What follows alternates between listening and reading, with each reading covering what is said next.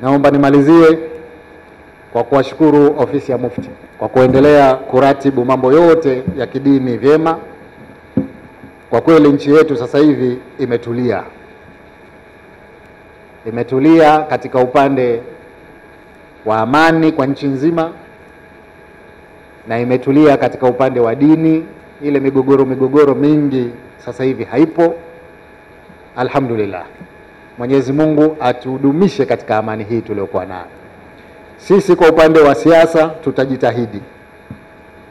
tutajitahidi kuendelea kudumisha amani kwa kuzungumza na wanasiasa wenzetu kwamba la kwanza, tofauti hazikosi, na ndio maana tukawa kila mtu na chama chake, lakini sote tuna wajibu wa kuhakikisha amani inadumu katika nchi.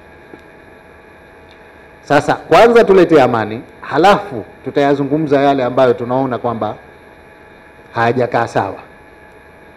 Kwa hivyo hili nalisema kwa sababu natambua ya kwamba kuna hoja ya kwamba tutaendeleaje na amani wakati jambo moja, mbili, tatu hayajafanyika. Sasa kama unadhani kuivunja amani ndio ufumbuzi wa hayo ambayo hayajafanyika, ujue ndio hayatofanyika kabisa. Na yasema haya ndugu zangu, wakati mwingine yanaonekana kama maneno hafifu, lakini hakuna jambo kubwa katika nchi yetu kama kudumisha amani.